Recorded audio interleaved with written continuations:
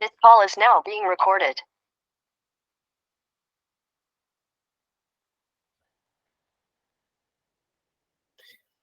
Listo, pues muy buenas tardes, tengan todas y todos, qué gusto saludarles. Iniciamos nuestra semana, estas actividades sobre capacitación.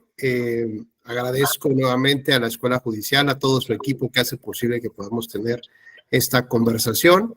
Un gran saludo también a su directora, la doctora Gabriela Rubalcaba. Me da mucho gusto saludar a quienes ya se incorporaron a la plataforma y a los que gentilmente van iniciando su cámara, como pues, de acuerdo a las reglas establecidas por la Escuela Judicial Electoral. Saludo personalmente y con mucho afecto a Víctor Hugo Serrano. Muy buenas tardes, Vic, ¿cómo estás? Perfecto. José Guillermo, igualmente, muy buenas tardes. Maritza Aguilar, hola Maritza. Carlos González, David Molina, Aldo Contreras, José Ángel Yuen, Heriberto García, Marciano Nicolás, Eric Lara, vemos que vas manejando, ten mucho cuidado, Eric, por favor. Álvaro Raúl Ramírez, igualmente. Y bueno, pues a los que más adelante también se vayan incorporando a esta plataforma.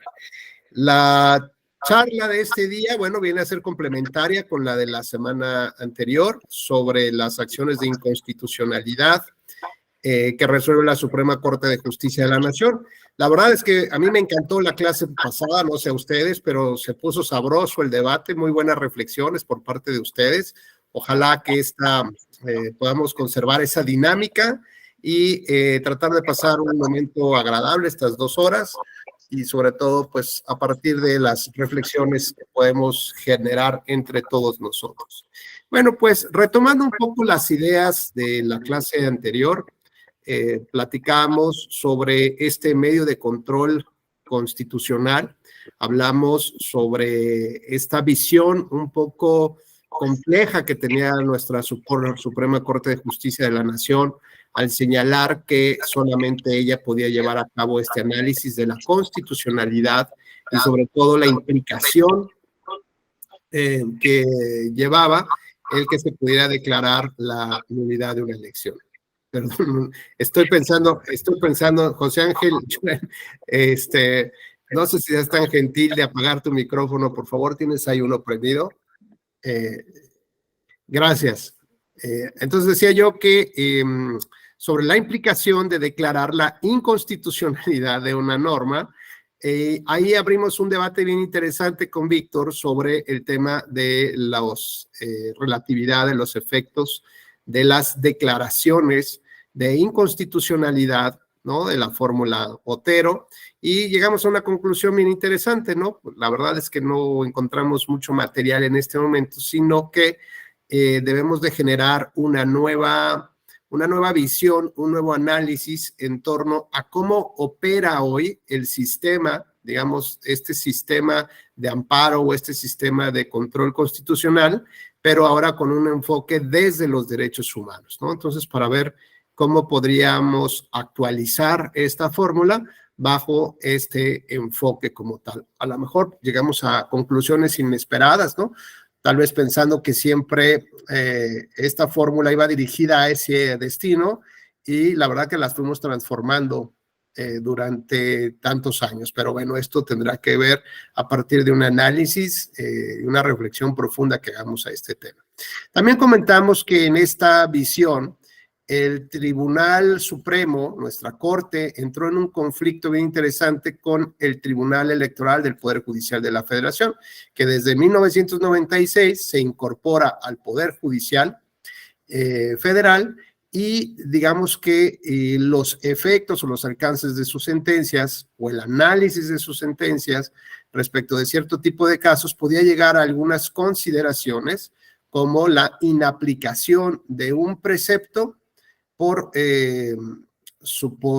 considerar que violentaba alguna norma constitucional y que los actos derivados de la aplicación de dicha norma, pues evidentemente tenían este vicio de origen, ¿no? Un poco como esta idea de la teoría del árbol del fruto envenenado, ¿no? Es decir, Si una buena parte de ello no funciona, pues significa que también hasta los frutos tampoco deberían de funcionar. Y decía yo que entraron en una discusión bien interesante, en un debate muy interesante, porque, fíjense bien, la Suprema Corte de Justicia de la Nación resolvió una acción de inconstitucionalidad relacionada con un tema vinculado con la representación proporcional. Ayer platicamos un poco sobre esta idea, ¿no? Que la Constitución establece dos mecanismos o dos sistemas mediante los cuales la representatividad del voto, es decir, el voto se puede traducir en espacios en el Congreso de la Unión. No solamente por aquellos que puedan llegar de manera directa por haber ganado una elección, es decir, a través del voto de mayorías, sino también a partir de la representación proporcional.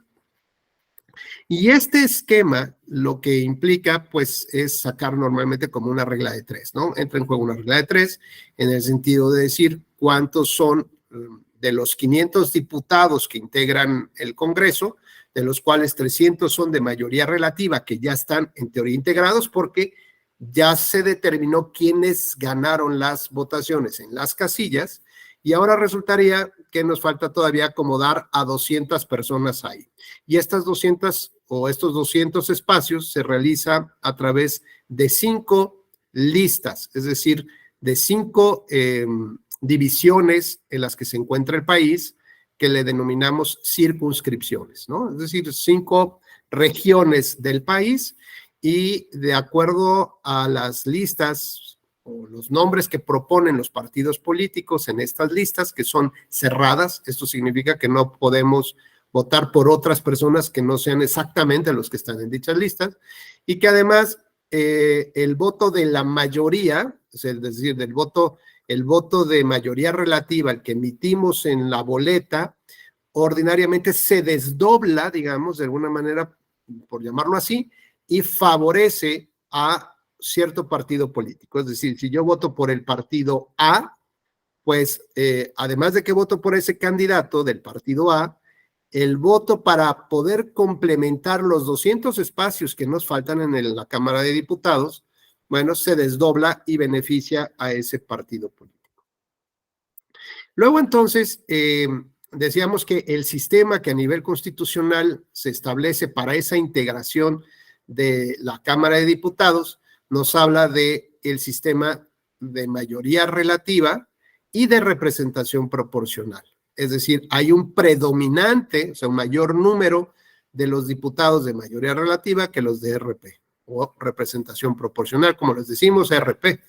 Bueno, pues adicionalmente también las legislaturas de los estados retoman estos principios constitucionales, pero algunos, por ejemplo, agregan un tercer elemento.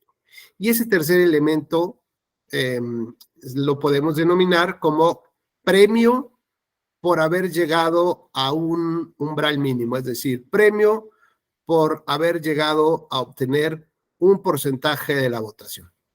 Y esto entonces indica que todos los partidos políticos, por ejemplo, que mantengan su registro con una votación más o menos del 3% de las personas que fueron a sufragar, tiene derecho, además de mantener el registro, tendría derecho, bajo este sistema de entregas inmediatas, a que le dieran un diputado de representación proporcional, solo por el hecho de de haber cumplido esta cuota, independientemente del total de su votación. Bueno, entre este sistema constitucional de asignación de representación proporcional, la clase pasada también comentamos que había una banda de flotación de distorsión, ¿no? Y pusimos, si no se acuerdan o recuerdan algunos, pusimos el ejemplo de la pareja que se va a casar, ¿no?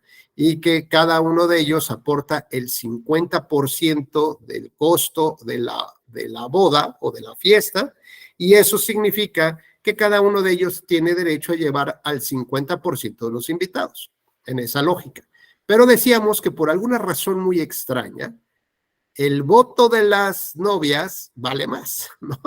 Es decir, ellas tienen más mangancha que los novios. Así que lo que veíamos es cuál es la distorsión, digamos, permisible, ¿no? Y entonces habíamos alegado o pusimos como de broma que si podía llevar un 30% más de invitados, cosa que ya para algunos de nosotros se nos haría como un abuso, y entonces dijimos que tal vez hasta un 10% más de los invitados que el novio, ¿no? Con lo cual, esta sobrerepresentación, es decir, si la novia pagó el 50% de la fiesta y puede llevar al 60% de los invitados, se encuentra sobrerepresentada en 10%. Y este margen del 10% tiene que quitárselo a alguien, de algún lado tiene que salir. Así que el novio que aportó un 50% está subrepresentado en sus invitados en un 10%, es decir, que solamente puede llevar hasta un 40%. Entonces, este margen de flotación entre un 60-40, como lo estamos poniendo así, digamos, de 10 puntos por arriba o 10 puntos por abajo de lo que realmente te corresponde, es esta banda de distorsión permitida. ¿Y por qué hablamos que existe una banda de distorsión? Bueno, porque resulta que los invitados a la fiesta no todos tienen el mismo peso específico. Por ejemplo, imagínense que Álvaro Raúl Ramírez es mi brother, ¿no? Álvaro y yo somos brothers. Y le digo, oye, Álvaro, ¿qué crees? Ya no me alcanza la lana. O sea, quiero que vayas a mi fiesta, pero no me alcanza la lana. Y yo sé que, pues tú puedes soltar unos 6,000 pesos ¿no? Del boleto, 5,000 pesos del boleto, ¿no? Ni que fuera, ¿no? Cantante, ¿no? Pero a lo mejor convenzo a Álvaro, que es muy gentil conmigo, y me dice, no te preocupes, Rubén, yo pago mi boleto. O sea, claro que me gustaría estar ahí. Y por ese lado, no te preocupes. ¿Cuánto vale el boleto? 5,000 pesos. Órale, ahí van los 5,000 pesos. Entonces yo ya tengo el boleto de Álvaro, que Álvaro pagó en 5,000 pesos. Pero tengo también a otro primo, hermano, que hace mucho tiempo no lo veo, Eric Lara, Arismendi, ¿no? Y me dice, oye, Rubén, ¿qué crees? Casualmente voy a andar por esas épocas allá y me enteré que te vas a casar. Y yo digo, brother, Eric, o sea, no sabes, tú y yo de niños, me encantaría que vinieras, ¿sale? Y me dijo, órale, ya está. Y resulta que yo anoto a Eric en una lista de mis invitados, ¿no? Vean, por ejemplo, que los costos de cada boleto han sido diferentes. En el caso de Eric, basta con que esté en una lista. Y en el caso de mi amigo Álvaro, pues él está pagando el boleto. Ya de entrada, aunque estén sentados en la misma mesa juntos, cada curul o cada asiento ya tiene un peso muy diferente. Y resulta que además, como había un lugar especial ahí, ¿no? Había un lugarcito que nos sobró en la mesa, resulta que el DJ, ¿no? Dijo, oigan, pues voy a comer. Ahorita regreso en lo que ponemos música grabada y se sentó ahí en ese lugar entre Álvaro y entre Eric, ¿no? El costo del boleto es totalmente diferente al de ellos dos. ¿Por qué? Porque además yo le pagué al DJ, ¿no? Entonces veamos cómo 3 personas que se sientan juntas en la misma mesa, el costo de los boletos o el peso de los boletos o el peso de las circunstancias es completamente distinto.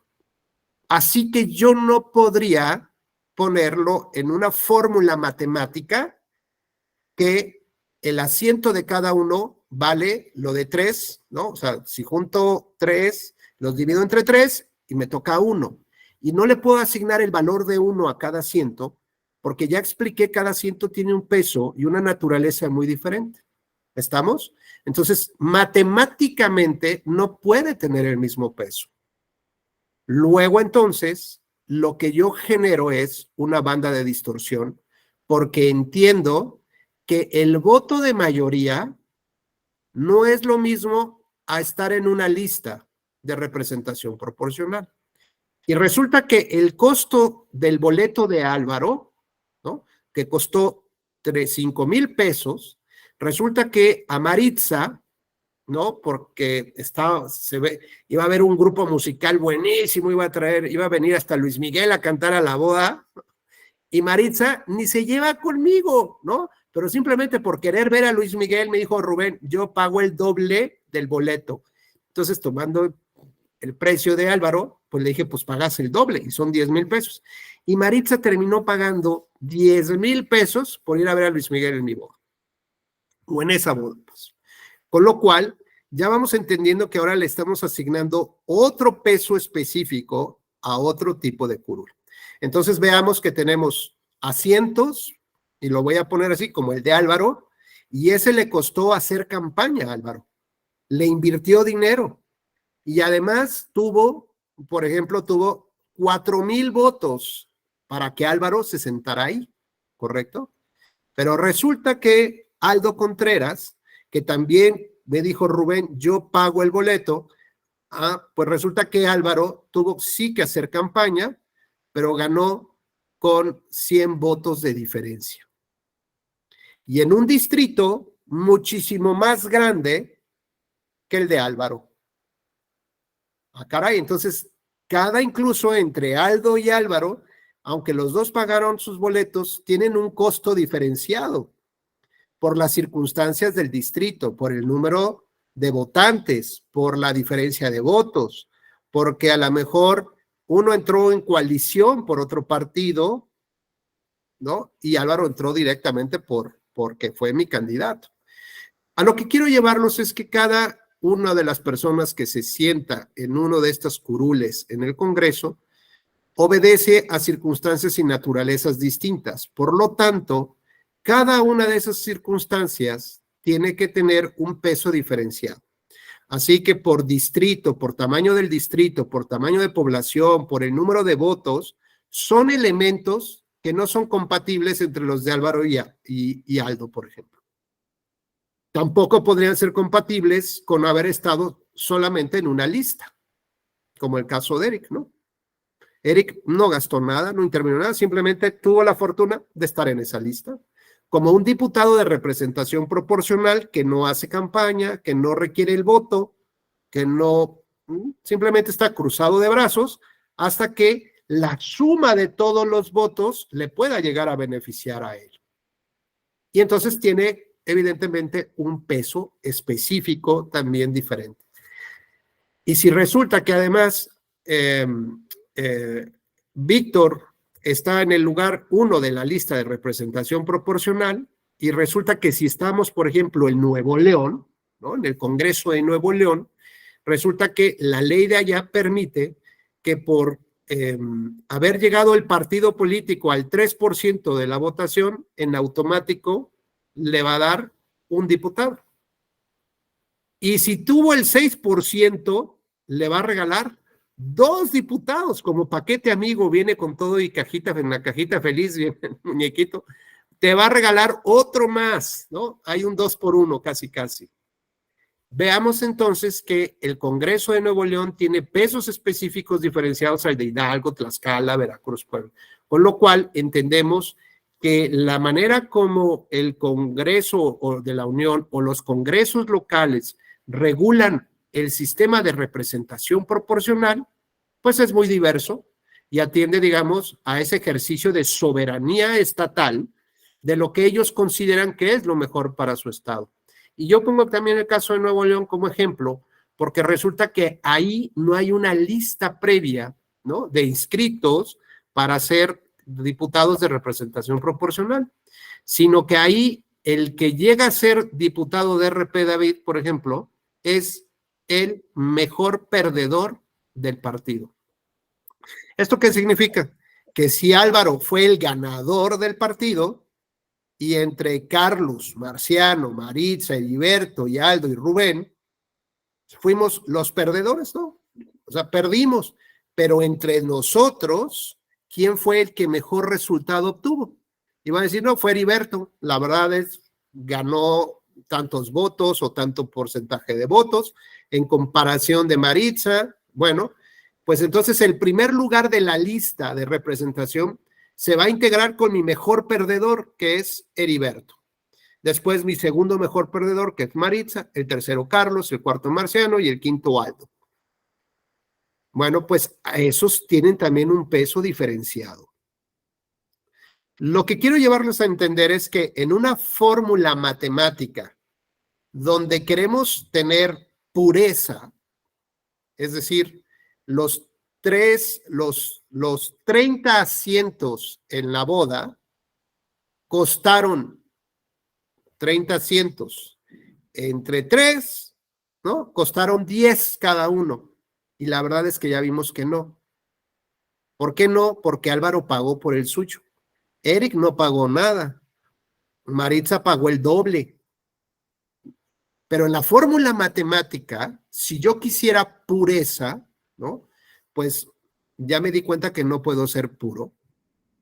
¿Hay fórmulas de representación proporcional que buscan la máxima pureza? Sí. Pero entonces, ¿qué tengo que hacer? Pues tengo que tener puros iguales, ¿no? Manzanas, solamente donde hay manzanas. No puedo meter la manzana y la naranja, ¿no? No puedo meter casos como el de Álvaro y Eric. Todos tendrían que ser como Eric.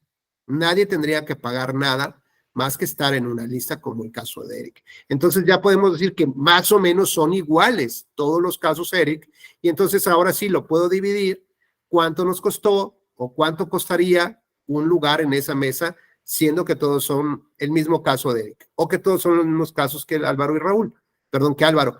Pero si los junto, entonces ya tengo diferencias. Y en esas diferencias, matemáticamente tengo que entender que mi fórmula no es pura. ¿Y esto qué implica? Pues que para poder llegar a la máxima pureza, solamente tendría que tener a diputados de representación proporcional y eliminar a todos los diputados como Álvaro de mayoría relativa, que era lo que pretendía hacerse con la reforma constitucional del presidente López Obrador, ¿no? No la legal, sino la constitucional. Quería desaparecer a los diputados de mayoría relativa, que son 300, los desaparezco. Y me quedo con 200 de representación proporcional, pero dijo, bueno, 200 son poquitos. Le agrego 100 más y me quedo con 300 diputados de representación proporcional. Y entonces ahora sí, que la fuerza te acompañe, como decía la película, que la fuerza de cada partido realmente se vea representada en el Congreso. Esto es como el ejemplo de los novios. Si el partido puso 20% de votos, solamente tendrá derecho a tener al 20% de los asientos. Si otro partido obtuvo el 33%, pues lo máximo que puede tener, o lo que debería de tener, es el 33% de ese número de asientos. El problema aquí es que en estas épocas conflictivas, en el tema de la competencia entre partidos políticos, el llevar a cabo una reforma trascendental del sistema pone en duda muchas otras cosas, como las cosas buenas que puede tener un sistema.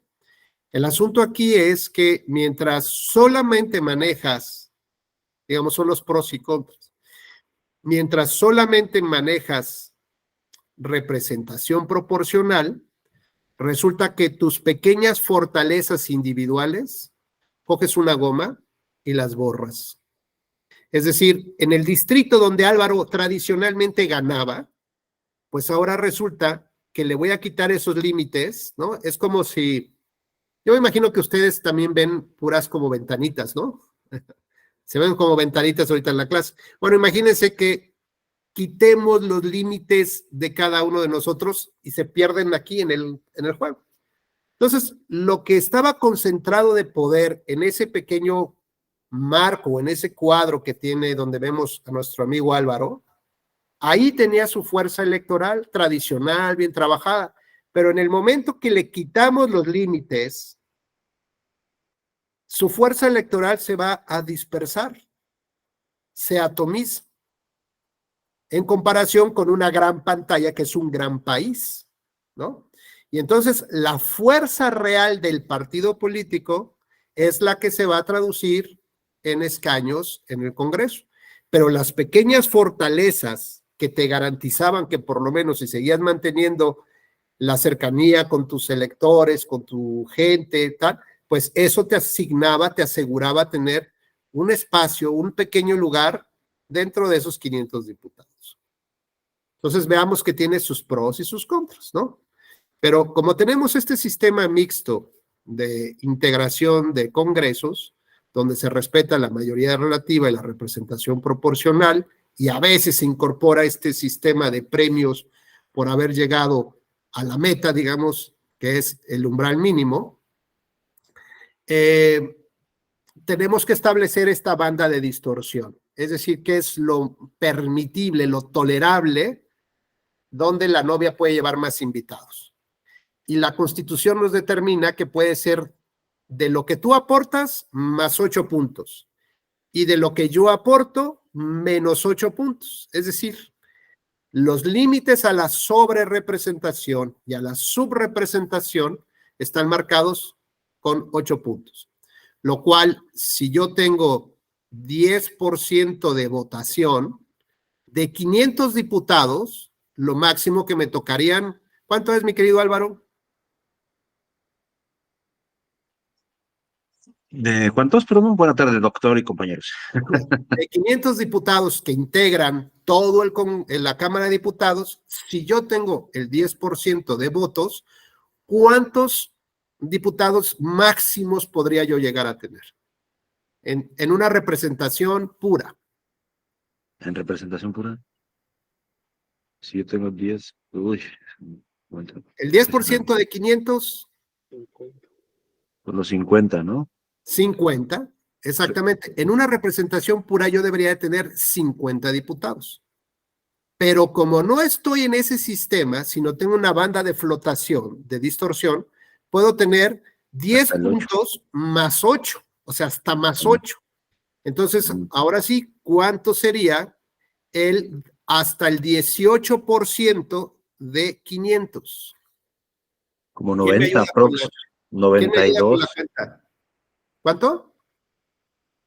90, 92, más o menos. Más o menos sobre los 90. Bueno, el 18% o hasta el 18% significa que de 50 puedo pasar a 92. Supongamos que esa es la respuesta, ¿no? Pero resulta que a alguien se los tengo que quitar, Álvaro, ¿no? Entonces, el que tenía 10% de votos, que tendría en una representación pura hasta 50, resulta que ahora le puedo quitar 42.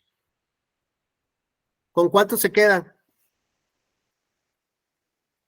Con 8. 8. Así que fíjate bien, Álvaro, la Constitución me permite que un partido que tuvo el 10% de votos, en lugar de tener 50 diputados, sea permisible o tolerable que solo tenga 8. Pero el que tuvo 10% de votos, que le corresponderían 50, más 8 puntos de tolerancia hacia arriba, le puede dar 92. ¿De acuerdo? Sí estamos bien así, ¿no? Entonces veamos cómo esta banda de flotación, de distorsión, permite tener hasta 8 puntos de distorsión por arriba y 8 puntos de distorsión hacia abajo. ¿Eso es constitucional? Sí, porque dijimos, ¿por qué tenemos esta banda de flotación? Porque no cuestan ni pesan lo mismo un diputado de mayoría que uno de representación proporcional, que uno que llegó por premio por haber llegado al 3% o que llegó como Nuevo León a una segunda por haber llegado al 6%. Bueno, pues la Constitución establece que este es el modelo federal, pero determina que las legislaturas de los estados tienen la obligación de incluir en su Constitución y en las leyes locales el sistema mixto y de representación proporcional. Es decir, no les establece más parámetros que regular los principios. Bueno, pues ante esta situación, se ha presentado ante la Suprema Corte de Justicia de la Nación una acción de inconstitucionalidad derivada de una ley local Y en esta ley local se establecía algunas limitantes. Ya vimos que había una banda de flotación. Bueno, otra limitante es que no puedes tener más diputados por los dos principios de mayoría y de representación proporcional que el número de distritos. Entonces, Víctor, si dijimos que hay 300 diputados de mayoría relativa, esto significa que hay 300 distritos en el país, ¿no? Con lo cual, esta sería una limitante. ¿Cuántos diputados máximo podría tener un partido político por ambos principios? Víctor.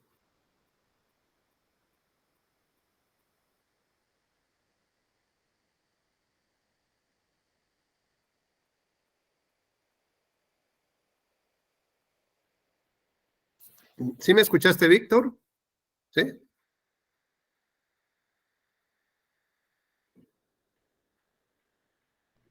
Estoy pensando. ¿Mande usted? Estoy pensando. A ver, va de nuevo el planteamiento, ¿sale?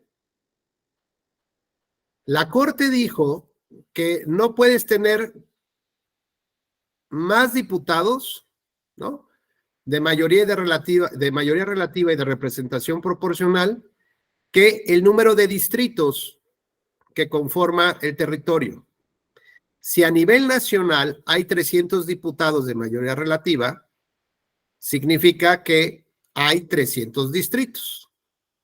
Con lo cual, de acuerdo a esta regla de la Corte, ¿hasta cuántos diputados por mayoría relativa y representación proporcional podría tener un partido político? 300. Ese es un tope, hasta 300, ¿no? Está claro. Pero puede ser que un estado tenga 26 distritos, con lo cual su tope sería hasta 26 diputados por ambos distritos, por ambos principios, ¿no? A lo mejor ganó 20 y los otros 6 se los dan por representación proporcional. Bueno, esto es digamos, una característica que está prevista en la Constitución Federal.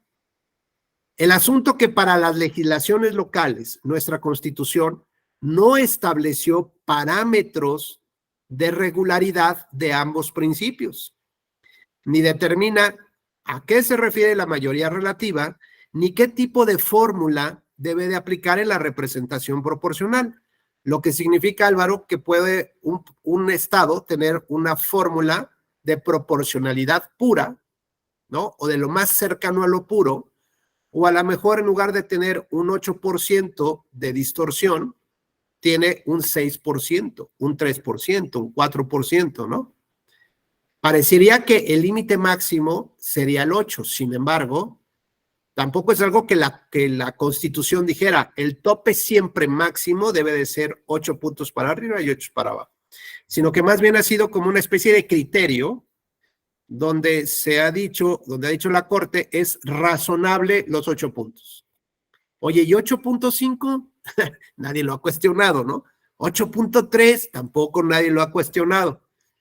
Pero parece que no se quieren meter en un problema de numeralia y la Corte dice ya, el tope es de 8, ¿no? Si quieres menos, tú ponle lo que quieras, pero el tope debe ser de 8.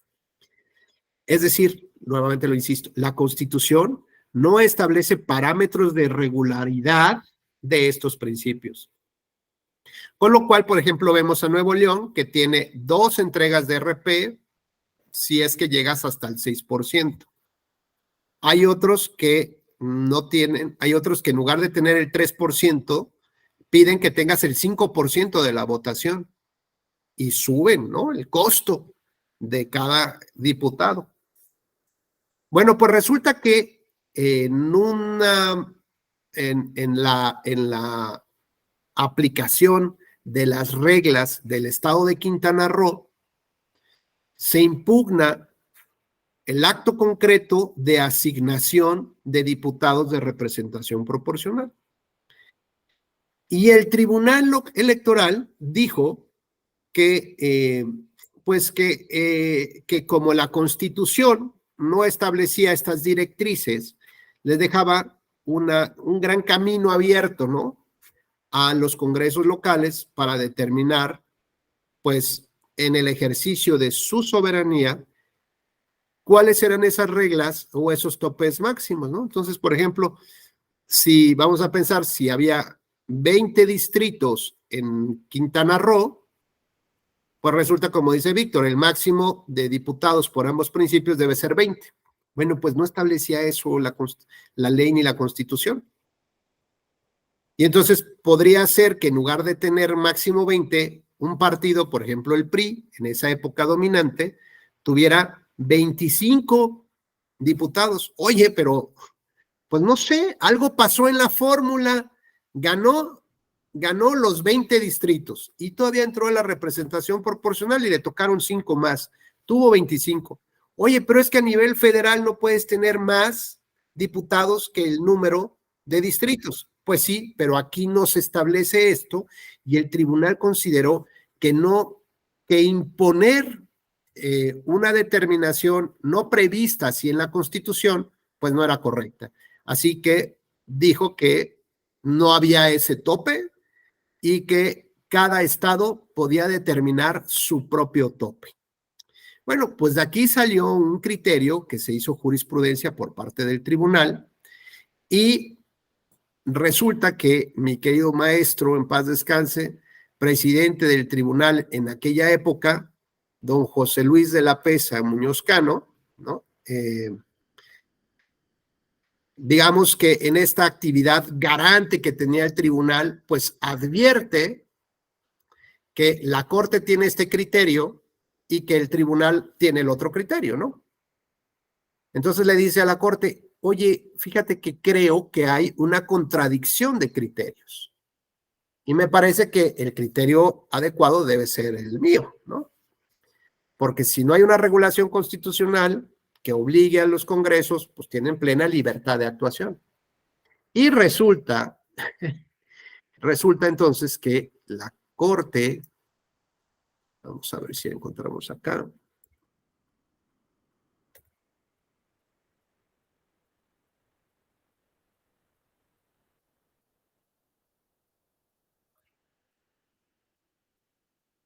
La Corte emitió las siguientes jurisprudencias.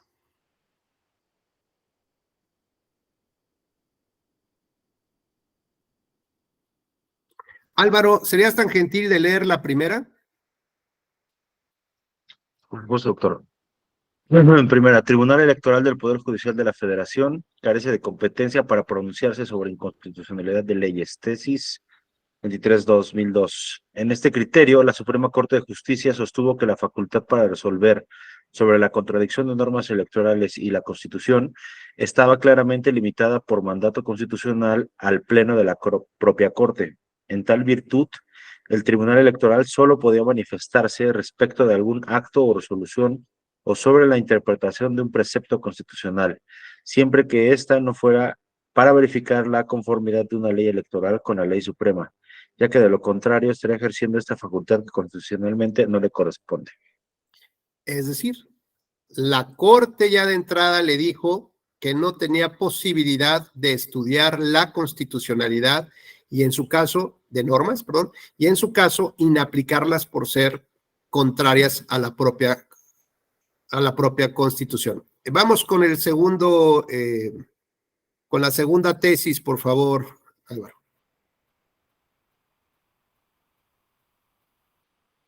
Dos, contradicción de tesis. No existe válidamente entre un criterio sustentado por el Tribunal Electoral del Poder Judicial de la Federación y la jurisprudencia de la Suprema Corte de Justicia de la Nación cuando se trata de la constitucionalidad o inconstitucionalidad de leyes electorales. Tesis A ver, 24. ahí desde ahí, mi querido Álvaro, fíjate, volvemos a traer la primera parte. No existe válidamente contradicción de criterios entre lo que pienses tú y lo que pienso yo. Porque aquí solo mis chicharrones truenan y tú, quién sabe de dónde te lo estás inventando, ¿no? Déjame, adelante, por favor.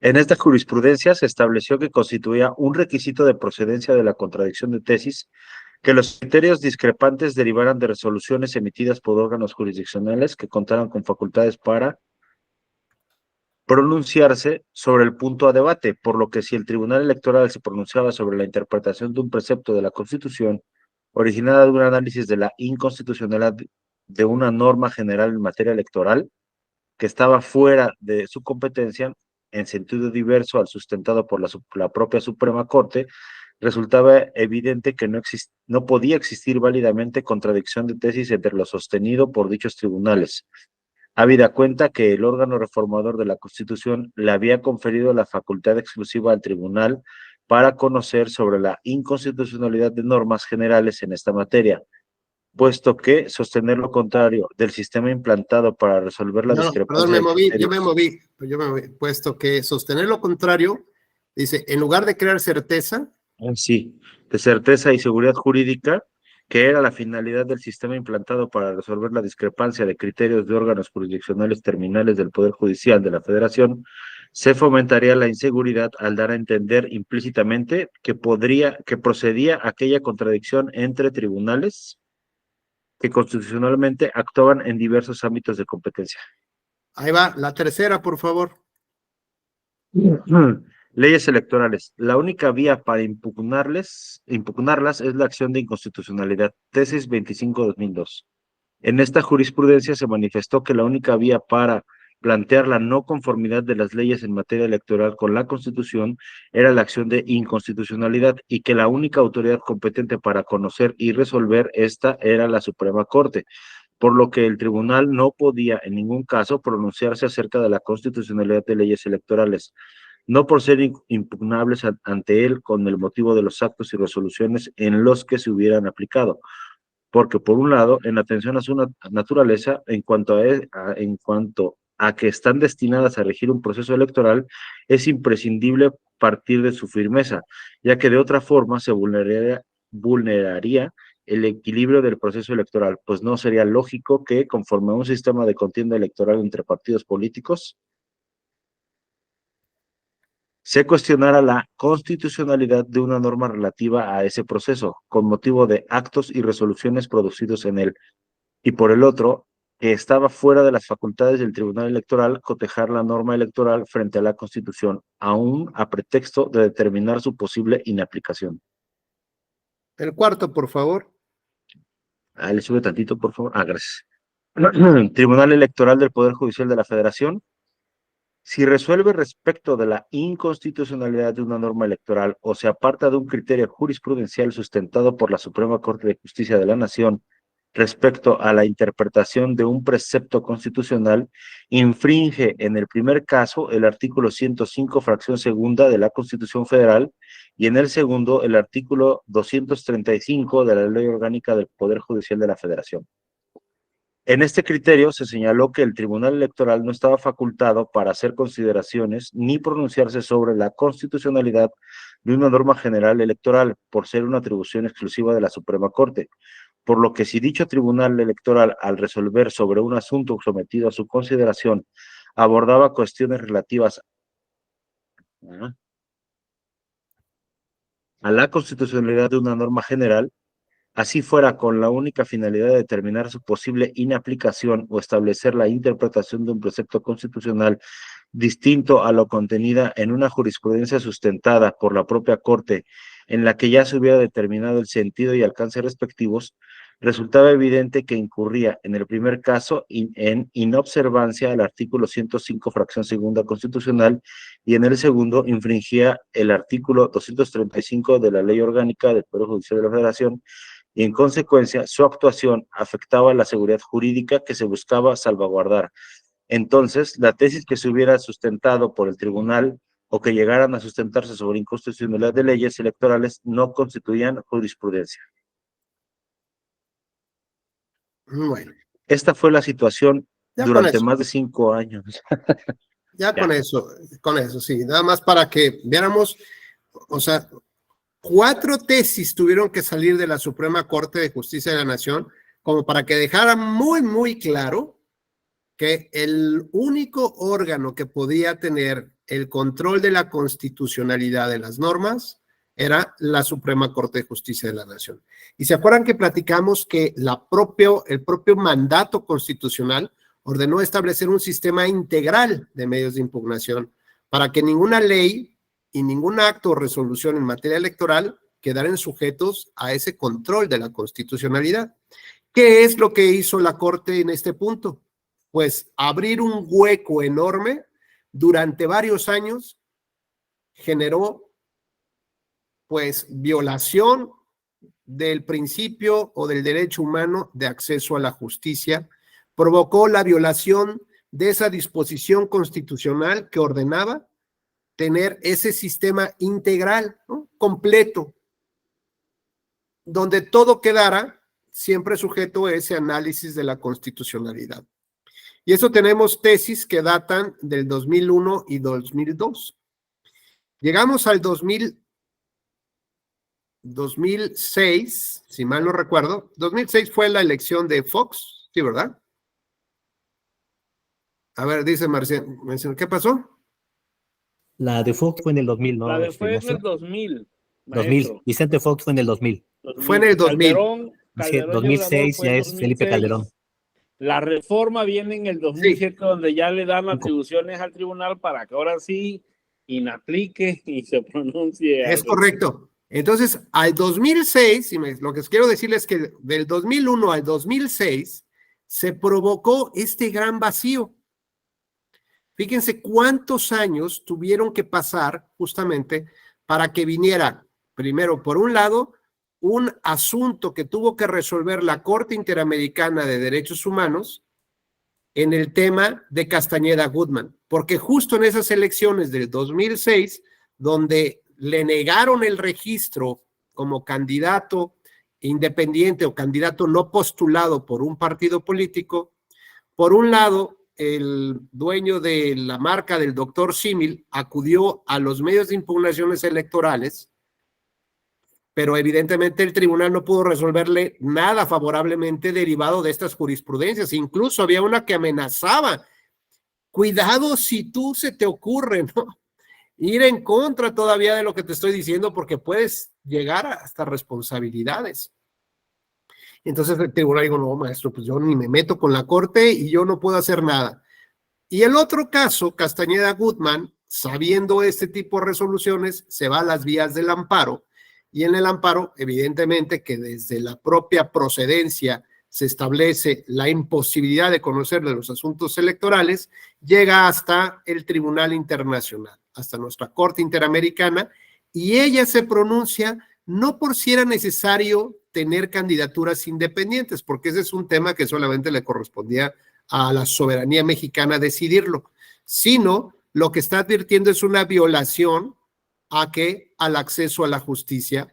¿Por qué? Porque no hay un medio de impugnación al alcance de un ciudadano que pueda cuestionar la constitucionalidad de un acto ya aplicado, derivado justamente de qué, pues de que deriva de una o deviene de una norma inconstitucional. No porque el mismo acto sea inconstitucional, el acto era legal. El asunto es que esa inconstitucionalidad surge a partir de la norma que es injusta, que es incorrecta y que va en contra de la propia Constitución. Por eso es que muy atinadamente lo que dice nuestro compañero Marciano, a partir ya de las reformas posteriores al 2006, 2007 y en adelante, se ratifica que el Tribunal Electoral sí tiene facultades para llevar a cabo este proceso de análisis constitucional. Ahora, les voy a decir algo aquí entre nos. No crean que el tribunal se quedó con los brazos cruzados, ¿no? Trató de seguir armando su interpretación constitucional a sabiendas de que no iba a formar criterio, que no iba a formar jurisprudencia, que se iba a oponer a la Suprema Corte. Entonces lo que dijo, o más bien no lo que dijo, sino lo que empezó a implementarse de una manera más decidida fue la interpretación conforme con la Constitución, para llegar incluso a veces a decir que lo que dice la norma no era lo que debería de decir y que lo que dice la norma habría que entenderlo en otras palabras para hacerlo compatible con la Constitución. ¿Y esto qué hizo? Bueno, pues no dijo, debe de inaplicarse este artículo, no, dijo, para que esta cosa funcione, esta cosa rara que hizo en la Cámara de Diputados, o el Congreso local, para que esta cosa realmente funcione en términos de los valores y principios democráticos, tiene que interpretarse así. Y entonces, bueno, llegó una crítica también bien interesante porque se cuestionaba que el tribunal estaba legislando, porque estaba diciendo cosas que el legislador no dijo y que había que entenderla incluso más allá de las palabras. Y esto es un debate histórico, tradicional, entre la fuerza de los jueces y la fuerza de los parlamentos, ¿no? Es decir, si los jueces solamente pueden pronunciar el derecho, es decir, lo que está ahí, nada más, entonces tampoco requieres a un gran especialista, ¿no? Para poder decir lo que está en la norma. Y lo interesante de este asunto es que, bueno, pues cada quien siguió con sus temas hasta que existió una nueva reflexión, y yo insisto, una reflexión obligada, porque el mazazo ya venía desde la propia Corte Interamericana, que iba a poner en evidencia que nuestro máximo tribunal del país, durante 6, 7 años casi, fue promotor de una irregularidad inconstitucional grandísima y que pudo haber sido sujeto también de responsabilidad del Estado mexicano, pero bueno, tuvo que pasar esto. Adelante, Eric, por favor. Sí, gracias. ¿Sí me escuchan? Adelante, Correcto. muy bien, Eric. De ahí el famoso debate entre hasta dónde entra la labor jurisdiccional con la famosa plenitud de jurisdicción. Resolver con plenitud de jurisdicciones, pues quítate porque ahí te voy, ¿no? Porque lo que trabajaron los legisladores que vienen tradicionalmente de una extracción política, no jurídica esencialmente, pues nos toca hacer la chamba de interpretar correctamente conforme no solamente las leyes, sino principios constitucionales, doctrina, etcétera, ¿no? ¿Es cuánto? Gracias, Eric. Y fíjate que ahí tocas un tema que me recuerda el conflicto que surgió entre en dos épocas históricas de nuestro país, de la Suprema Corte de Justicia. Tocas o me recuerdas el conflicto entre la tesis de José María Iglesias y la fórmula Otero, ¿no? Básicamente, ¿en qué sentido? Bueno, pues el presidente en ese entonces de la Corte, José María Iglesias, al analizar unos amparos promovidos por unas expropiaciones en el estado de Morelos, como todos sabemos, pues hay que estudiar temas que son básicos de la construcción de la decisión, que es la construcción del proceso. Y lo que hay que estudiar es la competencia. Entonces determinaba, había, digamos, ya desde esas épocas, se decía que de oficio debe estudiarse la competencia.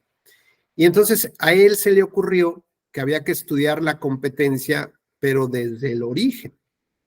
Esto es, no solamente formalmente, vamos a pensar que el que emitió el acto de expropiación fue un policía. Bueno, pues no tiene competencia el colega, ¿no?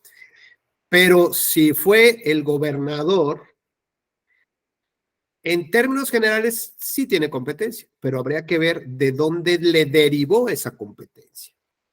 Entonces habló de la competencia de origen, y en esas épocas del México convulso, donde no se respetaba mucho la Constitución, bueno, pues Benito Juárez andaba huyendo con su silla presidencial desde la Ciudad de México a Tlalpan, luego a Veracruz, ¿no?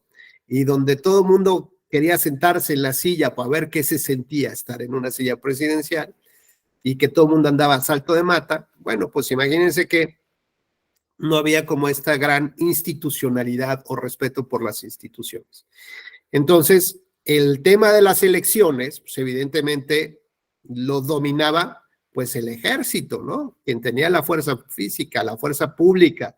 Así que había imposición de candidatos que no habían ganado sus elecciones, o que no podían reelegirse, o que no cumplían con los requisitos de elegibilidad, y terminaban siendo los ganadores o las personas que terminaban gobernando, ¿no? Por ejemplo. Y entonces analiza cuál es el origen de la legitimidad democrática del gobernador o el Congreso de Morelos, si mal no recuerdo, y determina pues que hubo un fraude electoral.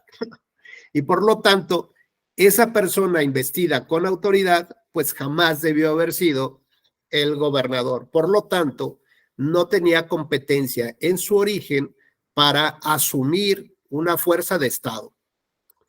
Y bueno, pues esto empieza, digamos, como a tener cierto tipo de impacto, digamos, tesis que sonaban bastante bien, porque eso permitía conocer de los temas electorales, a pesar que los candidatos ya habían tomado protesta del cargo, o que ya se habían instalado los órganos como tal, ¿no? Y ahora tenemos, por ejemplo, una restricción total que nos dice que una vez que los medios de impugnación tienen que resolverse antes de la toma de la protesta o de la instalación de los órganos electos. Esto significa que si, ¿verdad, Marciano? Si detectamos, por ejemplo, que un partido se financió con dinero del narcotráfico, pues ya no se puede hacer nada. ¿Por qué? Porque pues así se establece la ley. Sin embargo, con esta fórmula, digamos, con este criterio de José María Iglesias, podía pasar de esa instalación y claro, se podía analizar si ese partido político fue financiado por el terrorismo, por grupos organizados, porque se detectó finalmente que ese cuate pues ni siquiera era mexicano, ¿no? En fin, tantas cosas.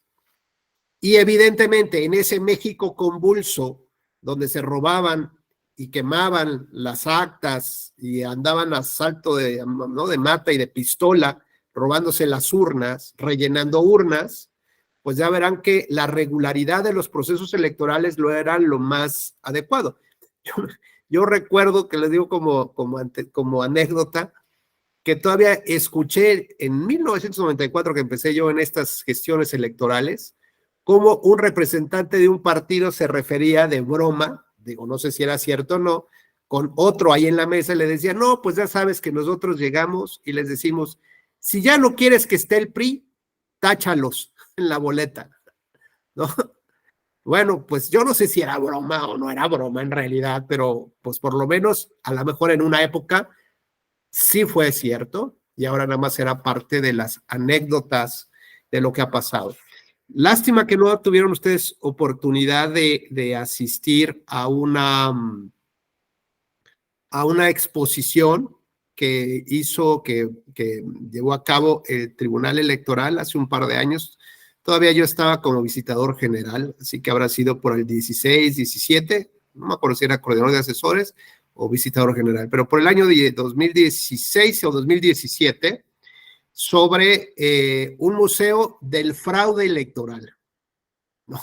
Entonces, un amigo ahí se dio la tarea de buscar todos los elementos históricos que pudiera haber que estaban relacionados con el fraude. Se podrán imaginar, ¿no? Tinta que sí se despintaba, el tipo de boletas, en fin, muchas cosas bien interesantes de cómo se llevaba a cabo la operación del fraude electoral durante las jornadas electorales. Bueno, pues imaginen el nervio que empezaron a pasar muchos de los entonces gobernadores y diputados, y por qué no decir hasta presidentes, ¿verdad? Con fórmulas o con estrategias de esta naturaleza, bueno, pues a lo mejor hasta el presidente de la República hubiera tal vez perdido, ¿no? La legitimidad democrática y tal vez no sé si Benito Juárez y otros más pudieron haber quedado en el banquillo ahí de los acusados. Y entonces, posteriormente, cuando entra cuando entra ya Otero a la presidencia de la Suprema Corte. Perdón, pero no es Vallarta, disculpe. Perdóname, gracias, Marciano. Vente tú de este lado, ahora te toca dar la clase a ti. Ya es el COVID, ya. Es el long COVID, ¿no? Como dice el jalisciense Vallarta, me quedé con la onda de Otero desde el principio con lo que decía Víctor. Establece justamente pues que el amparo no es procedente justamente, o las vías de amparo no son procedentes para conocer de las cuestiones político-electorales.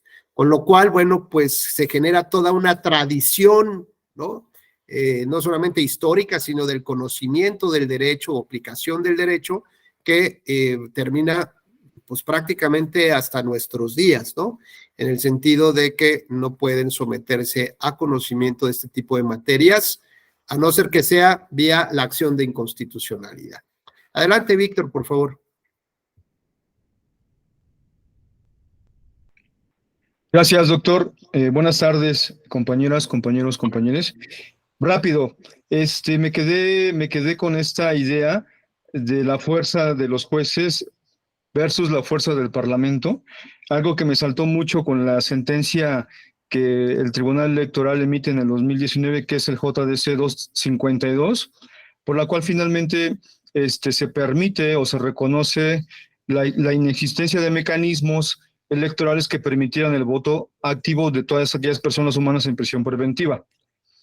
Cuando finalmente, bueno, cuando se estaba estudiando este asunto, pues la crítica que surge a ese ideal de cómo es que pudieran estar votando aquellas personas presas, pues se entró en un supuesto donde lo único que se estaban escuchando eran juicios de valor, ¿no? Tanto me llamó la atención que en la misma sentencia, después de que se admite o se reconoce la inexistencia de mecanismo alguno que permitiera este ejercicio del derecho al voto activo, la misma sentencia reconoce que los dos tzotziles, porque fueron dos hombres tzotziles en prisión preventiva, en el Amate, me parece, ellos aluden que fueron torturados. Pero curiosamente en un párrafo de 3 líneas, el tribunal dice, como no fue controvertido, esto no lo estudiamos. Entonces, claro que llama más mi atención, ¿cómo es posible que un tribunal constitucional, indistintamente de que sea de la materia electoral, después de que reconoció que no existían ciertos mecanismos, se entiende que la tortura per se, aunque no sea tu materia, debiste haberlo estudiado o debiste haber adoptado una acción referente a este tipo de acción o de queja o de llamado. Por eso mismo me di a la tarea de escribir, bueno, se me permitió y se me publicó un artículo, si me permiten se los paso Sí, por favor. por vía link, publicado en Cuestiones Constitucionales en el 2021. Es revista de Derecho Mexicano Constitucional, Jurídicas, pero hago esta crítica, ¿no? Cuando finalmente nace o queda firme esa sentencia, pues claro, entonces el Tribunal Electoral lo que hace es darle vista al poder reformador para que dentro de sus facultades hiciera los cambios necesarios. O sea, me llama la atención cómo le da vista al tribunal, ¿no? Te doy vista para que hagas las adecuaciones que creas pertinentes. Y claro que se les da vista a todo el entramado legislativo a nivel nacional, le da vista a todos los estados. Tengo vistas de todos los estados, pero curiosamente algunos estados todavía no hacen la reforma en ese sentido. Justo a un año casi, donde se entiende que esa sentencia obliga al estado a que en el 2024 todas aquellas personas en prisión preventiva puedan ejercer su derecho al voto. Es cuanto. Sí, no, pues la verdad es que es muy interesante estos planteamientos. Y lo que hemos visto tradicionalmente, y nos lo refrenda el ejercicio de las acciones de inconstitucionalidad, es esta lucha, ¿no? Esta lucha por el poder entre lo que es el Parlamento y lo que son los jueces.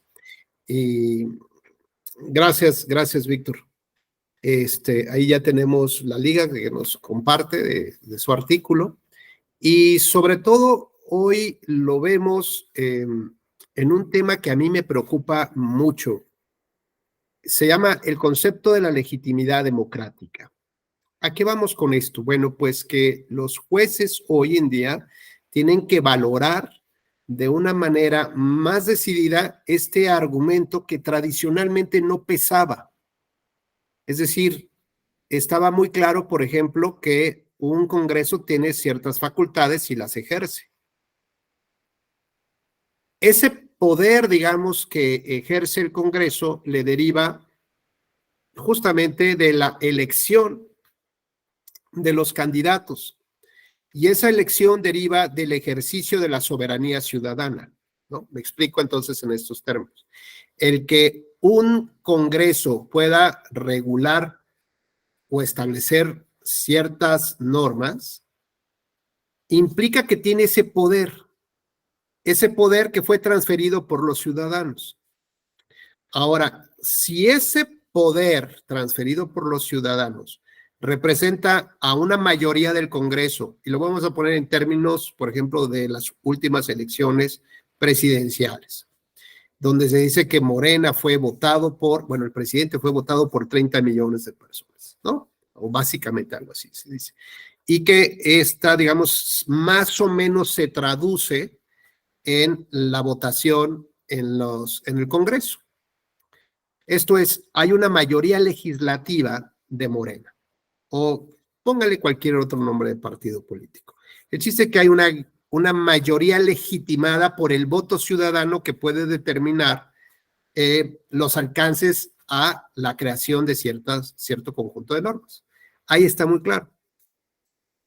En estas épocas se cuestiona la fuerza que representa una sentencia dictada por una persona, por ejemplo, que detuvo el plan B del Congreso, que representa una mayoría soportada por 30 millones de votos. Entonces, en el argumento de la legitimidad democrática, es decir, de la valoración del peso de cada decisión, tienes por un lado de manera indirecta, ¿no?, que 30 millones de personas aprobaron el plan B. Y por otro lado, una persona emite un acuerdo de suspensión de la aplicación del plan B. O ahora lo ponemos en otros términos. Ya hay una resolución, digamos, por 8 ministros que determinan que es inconstitucional una norma, ¿no? Como es la primera parte del plan B de la reforma electoral. Entonces viene el contraargumento desde quien siente este poder, ¿no?, soberano, que viene, digamos, este poder democrático de las mayorías, y pone o cuestiona cuál es el verdadero peso que debe de tener entre lo que se emite en un parlamento, que tiene una legitimidad democrática directa, con lo que resuelve un tribunal que no tiene el voto ciudadano. Y esto se llama democracia. Bueno, en el juego de la democracia tampoco queda claro si la construcción de mayorías en realidad te dan esa fortaleza.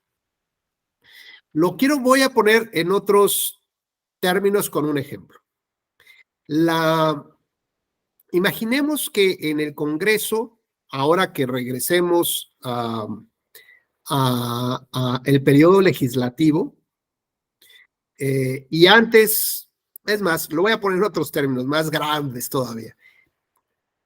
Me parece que el Congreso electo en el proceso del 23-24 entra en funciones antes que el presidente electo, ¿no? El presidente de la República.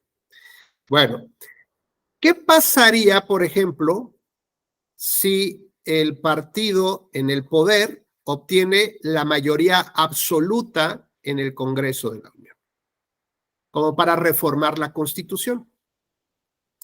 Reforma la Constitución y deriva de esa reforma constitucional una ley que establezca la reelección indefinida en el cargo de presidente de la República. Indefinida o extensión de mandato en el caso de presidente de la República.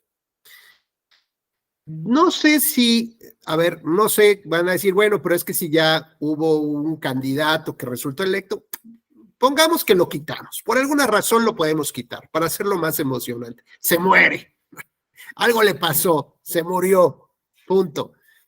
El tema es que nos vamos a elecciones extraordinarias, Marciano. Aquí que te gusta ahí complicar el tema. Nos vamos, nulidad de elección presidencial, ¿ok?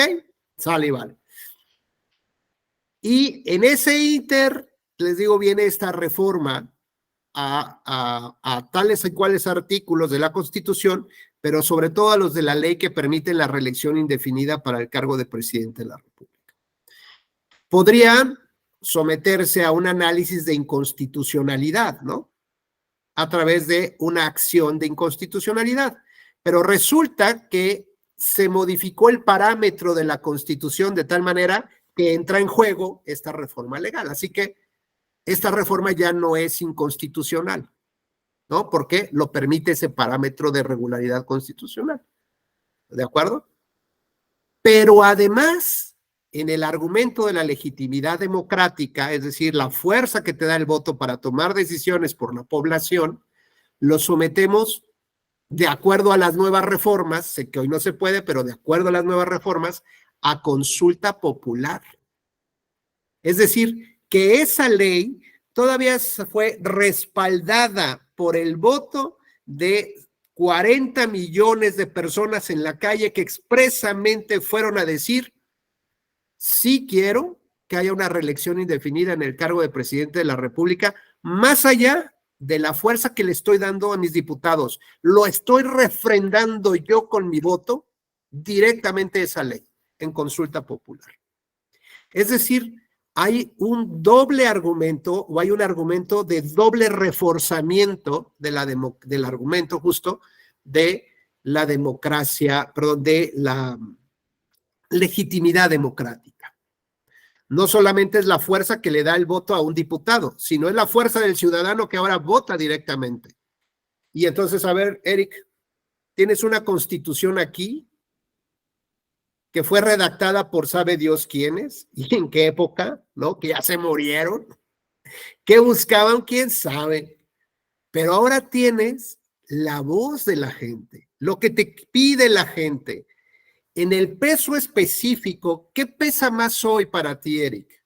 Lo que dijeron unos cuates que ya se murieron, ¿no? Y que ni siquiera sabemos realmente, no podemos decir que son como los padres fundadores de la Constitución, no, bueno, si nuestra Constitución fue pegote de muchas otras, ¿no? En un México convulso, no se tenía claridad de lo que se buscaba, ni nada.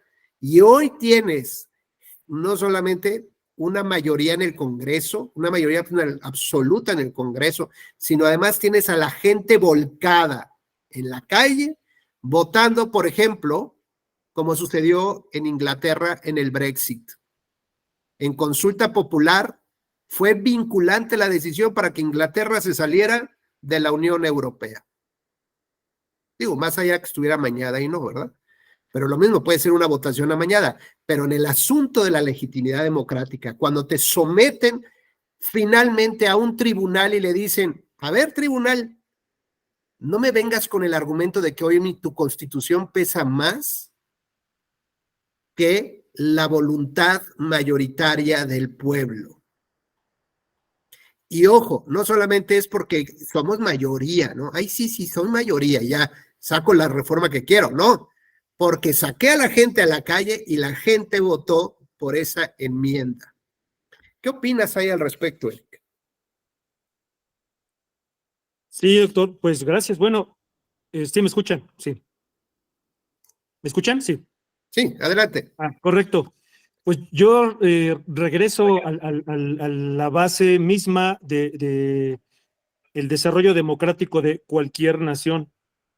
El principio electoral es elecciones libres, como usted bien lo dijo ahorita, ¿no? Brexit, de acuerdo, sale el pueblo a votar todos contra una ley, ¿no? Con salirse del Brexit, amañada. Ahí está la clave.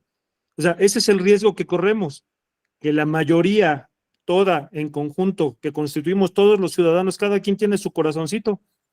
Y si el corazoncito de la mayoría, aún y no esté informado, está de alguna forma buscando, luchando por sostener un proyecto de nación que a sus ojos le es benéfico, aunque no comprenda bien a qué va, ¿no? Pues va a votar, ¿no? Y le van a presionar para que vote en ese sentido, porque hay que buscar la continuidad de ese proyecto.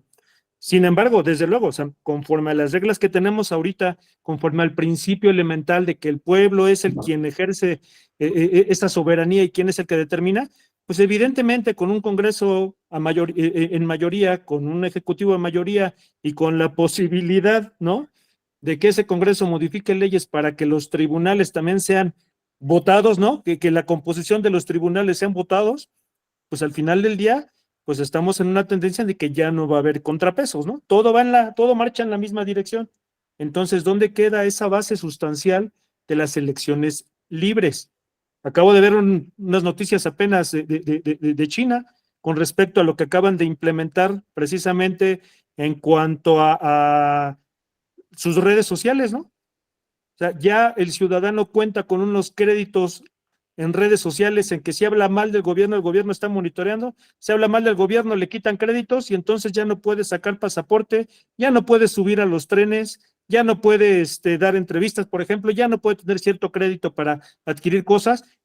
Y a eso se dirige el punto en el que si todos, aquí es, o jalamos todos para el mismo lado con el partido del gobierno, o entonces ya no tienes los derechos. Esa es mi opinión, ¿no? En el sentido, se requieren, desde mi punto de vista, para un sistema democrático que va más allá de nuestra constitución. Desde luego, la sacralidad de nuestra constitución, pues la hemos visto, crecimos con ella, la estudiamos, pero yendo al punto sustancial de que formamos parte de bloques de constitucionalidad, que formamos parte de sistemas democráticos, en donde ya tenemos en los tratados ratificados por México la factibilidad de traer principios, criterios que sean benéficos, ¿no? Que sean benéficos porque favorecen los derechos de las personas. Si nos vamos por el lado de que solamente lo que dice la Constitución y si no lo dice la Constitución entonces no va, o solamente si lo dice la Constitución va, estamos dejando de lado ese control de convencionalidad que también nos podría ser benéfico. Es cuanto. Muchas gracias. Gracias, Eric. Bueno, has tocado varios temas, pero el más importante, digamos, por supuesto, todos son importantes, pero para efectos de este tema es la convencionalidad. O sea, tocaste este tema de decir, bueno, ¿y dónde termina nuestra Constitución? O sea, la Constitución no es ese documento escrito. La Constitución debe ser algo más allá de lo que está en la Constitución, ¿no? Y si alguien llega y reforma la Constitución y nos dice que hoy en día va a haber una dictadura, un gobierno autocrático, ¿no? Totalitario, que ese es el sistema, pues no porque esté en la Constitución es que esté bien, ¿no? Así que debe de responder a otros valores y principios que pareciera que están, digamos, como ocultos en la Constitución, ¿no? Pero finalmente las acciones de inconstitucionalidad no, o sea, que es la segunda parte que comentas, no pueden limitarse al análisis de lo escrito en la Constitución. Más bien tendrían que ver lo no escrito en la Constitución, pero que todos sabemos que debe estar ahí. Y justo lo que dice Eric es, ¿dónde están los controles del ejercicio del poder? Parece que una situación así orientaría a algo más complejo, ¿no? Y hablar que no hay equilibrios del poder implica romper con la democracia representativa. Así que nuestro mástil donde podemos agarrarnos en la tempestad, ¿dónde está? En la Convención Americana. En ese ejercicio de convencionalidad que debemos de llevar a cabo no solamente jueces, sino magistrados, sino todas las autoridades. Y por supuesto la Suprema Corte de Justicia, hoy más que nunca, debe de estar atendiendo a la convencionalidad. ¿Por qué? Porque hay la posibilidad de estas reformas a la Constitución, digamos, con una visión que pudiera representar algo, un cambio que no necesariamente contribuya con la democracia representativa. Tiene que haber, cada vez que hay una regulación a un derecho humano, es decir, una modalidad en el cómo ejercemos, pues tiene que haber dos, mínimo lo dijimos en la clase anterior, dos controles o dos exámenes, el de la razonabilidad y el de proporcionalidad. Esto implicaría que me digan buenas razones por las cuales voy a modular ahora el ejercicio del voto a los 23 años. Es decir, lo voy a subir de 18 a 23. ¿Lo puedo hacer? Sí. ¿Por qué? Porque está establecida esa posibilidad en la Constitución y en la Convención. que puedo modular el derecho al voto por la edad, por la nacionalidad, fíjate, la Convención Americana todavía me dice hasta por instrucción educativa puedo regularlo. Es decir, puedo decir que solamente pueden votar las personas que tienen instrucción básica, pues sí, que sepan leer y escribir, sí, los demás no. Sin embargo, en México, nuestra Constitución lo amplía a un voto universal, válido para todos los que tengan 18 años. Bueno, puedo modular la edad o el voto en lugar de 23 a 14 años, también lo podría hacer, porque es una forma de modular, regular, dependiendo del tipo de sociedad que tenemos. Ahora, si voy a restringir, evidentemente, el argumento de buenas razones, cuando amplío el campo del universo de los derechos, pues normalmente no requiere de un gran argumento. Por ejemplo, voy a bajar la edad para ser diputado a 18 años. ¿Qué buenos argumentos han dado? El que tú quieras, ¿no? Vamos a ampliarlo a los jóvenes, cualquier cosa cabe ahí. Pero ¿qué tal si en lugar de disminuir la edad, la subimos? A ver, ahora para ser diputado requieres 35 años. Es decir, voy a limitar todavía el universo de personas que pueden acceder a ese encargo. Tengo que dar muy buenas razones en derecho, ¿no? Para poder decir por qué lo voy a limitar a una edad mayor, ¿no? O pasar un test de proporcionalidad para entender si corresponde esta acción de Estado a un fin legítimamente constitucional, si es adecuada, si es necesaria y si es estrictamente proporcional, es decir, que haya un balance de buenas razones entre positivos y negativos para lograr que un objetivo se cumpla a pesar de que restrinja yo a un gran sector de la población en ese ejercicio de los derechos. Así que entonces cuando hablamos de las modulaciones o de las regulaciones o la expedición de normas que hará el Congreso o que está haciendo el Congreso, como las del Plan B, las de la reforma constitucional en materia electoral o las que vendrán más adelante, deben de tener un fin constitucionalmente legítimo. ¿Cuál sería? Pues fomentar la democracia representativa. Si yo veo que estas medidas, en lugar de fortalecer el sistema de partidos, fortalecer la democracia, lo único que voy a hacer es como decirle al chavillo que tengo por hijo, toma más dinero. O sea, creo que así voy a fortalecer su madurez, su independencia, dándole carro, dándole dinero. No, lo voy a perjudicar más. Creo que el sistema de partidos lo voy a fortalecer dándoles más dinero, cobrándoles menos multas, quitando la transparencia y la rendición de cuentas, dejándoles plenamente abierta la posibilidad para que la dirigencia del partido escoja los candidatos y no sea a través de primarias. ¿Realmente así fortalezco el sistema de partidos? Que les diga, ¿saben qué? La nueva ley establecerá, ¿saben qué?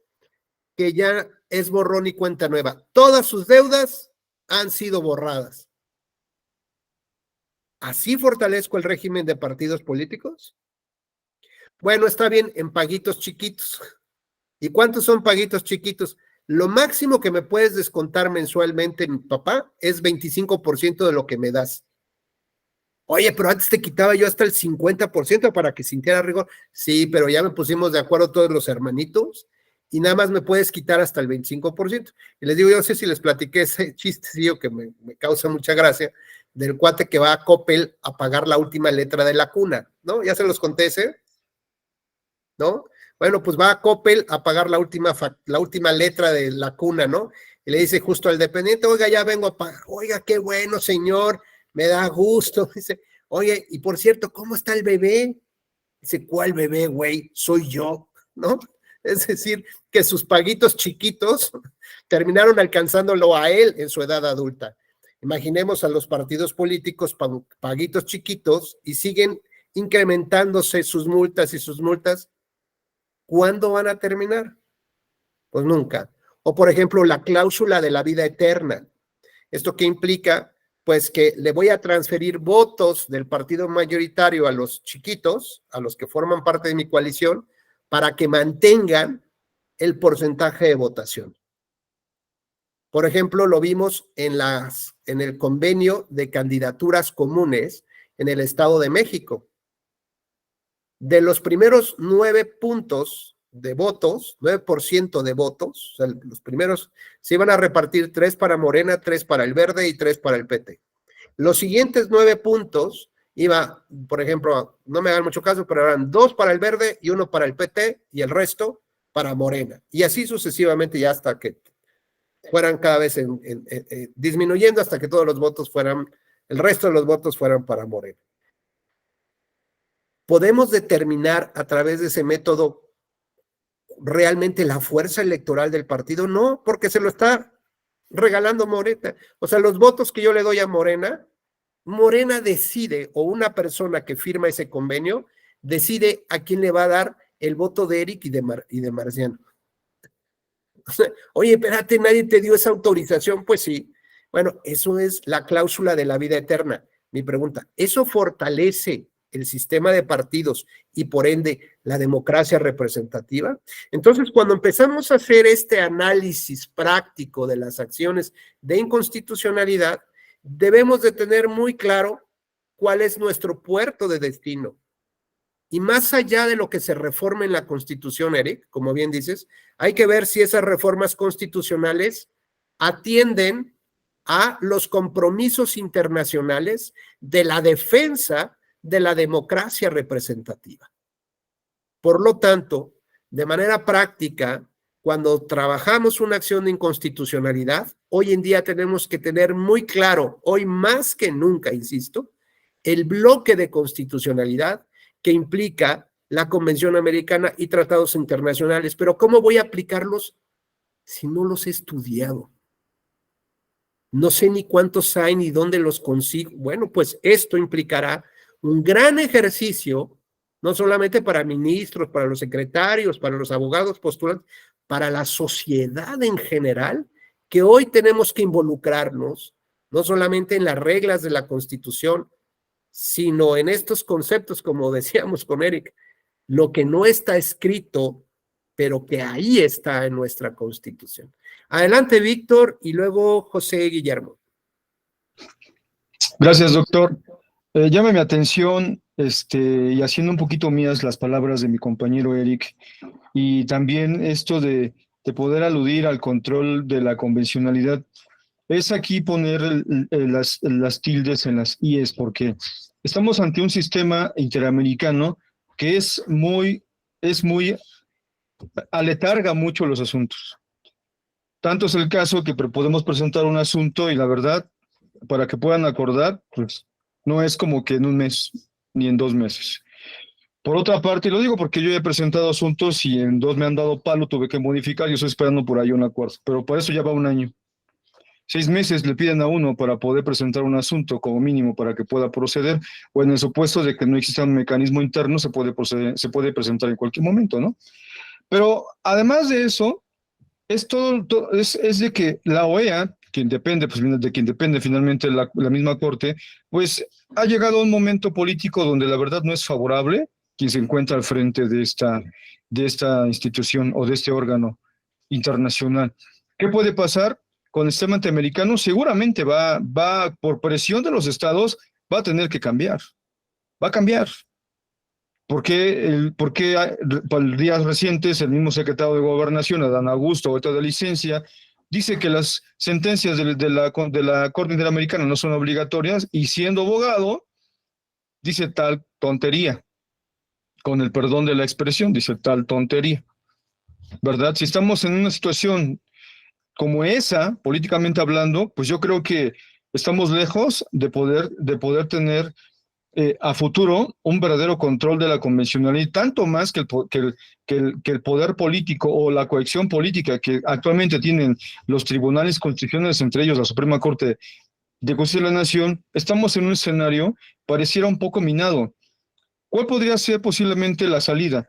Bueno, pues creo que la plática o la charla o la crítica en ese sentido es de que pues no tenemos un tribunal constitucional. Yo creo que sería momento, no sé, de que en verdad tengamos un tribunal constitucional y no una Suprema Corte de Justicia de la Nación. ¿Por qué no abrirnos a que realmente sean electos? Pero no el 100%, como se ha planteado ya muchas veces. Un porcentaje de la academia, un porcentaje de carrera judicial y otro más de la horizontalidad, claro, con probados de que son fiables y que cuentan con el conocimiento necesario. ¿Por qué no se puede? Sí se puede. México, creo que México como país nos encontramos en un momento político importante donde ya no nos podemos quedar nada más con lo que se tiene. Veamos a futuro, pero también seamos críticos. La Suprema Corte de la Nación ahorita en cualquier momento va a caer porque va a ser reformada.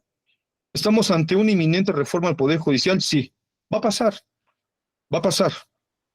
Aunque nos nieguemos, va a pasar. ¿Qué vaya a pasar después? ¿Quién sabe? Eso sí depende también de nosotras y de nosotros. Quien como juristas, como activistas, como defensoras y defensores de derechos fundamentales y humanos, podamos estar haciendo guerra, podamos estar haciendo combate, pudiéramos combatir este tipo de decisiones o situaciones en las cuales no nos es favorable, ni políticamente, ni democráticamente, por supuesto. Y claro que la justicia constitucional pues exige, hay que exigirla. Veremos cómo podemos hacerlo. Somos una generación donde creo que estamos dejando atrás esas dependencias o a esos líderes chairos, líderes que estaban por ahí colocados en ciertos grupos políticos, económicos, que pertenecían a abogados. Ahí ya esos cuates están quedando, ya el tiempo les pasó por encima. Qué bueno, muchos están quedando y se van a seguir quedando fuera, o atrás más bien, porque sus formas de pensar no nos lleva a visionar esto que posiblemente vaya a pasar de manera súbita. Por otra parte, no hay que dejar de ver que el poder fáctico del capitalismo, por supuesto que ha cooptado también ese tipo de poderes. El poder judicial está cooptado por el poder fáctico del poder político, del poder económico. Habría que ver qué pasa, ¿no?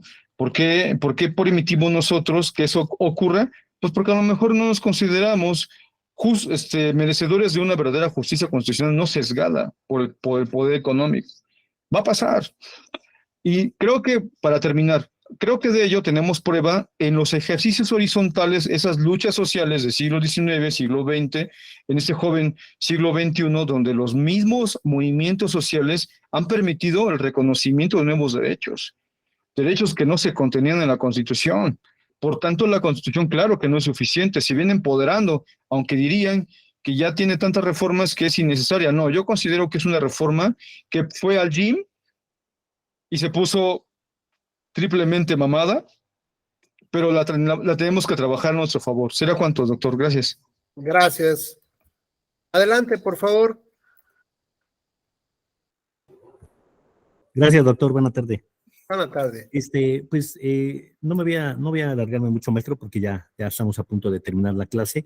Sin embargo, me gustaría un poquito de su opinión, y porque va a ser un poquito de los temas que se nos vienen en las próximas elecciones. El 3x3, el tema de aquellos candidatos que se pudieran encontrar en una de las hipótesis que ya habíamos comentado, no sé si con usted o con algún otro de los profesores, la 3x3, que ya ha sido aprobada, y ver hasta dónde, partiendo de lo que usted decía, habría que recurrirla a través del Tribunal Electoral del Poder Judicial de la Federación como un caso concreto, si va a afectar a aquellos posibles candidatos que se pudieran encontrar en una de las hipótesis que ha dado la 3x3. Yo creo que sí vamos a tener que entrarle en un caso concreto. Ya no hay acciones de inconstitucionalidad, habría que buscar la forma de desaplicar, o si esas nuevas normas van a ser constitucionales y legales, y bueno, tendremos que recurrir propiamente a la convencionalidad y a este famoso bloque de constitucionalidad, como usted lo dice, ¿no? Porque de nada va a servir que haya sentencias de maravillosa relevancia si también nosotros no se las llevamos a los tribunales, a que se las pongamos en un conflicto para que ellos tomen la decisión. Sí me preocupa, sí, claro, sí me preocupa, porque eso también genera la falta de certeza en algunos temas. Como el segundo tema que me atrae, me compete.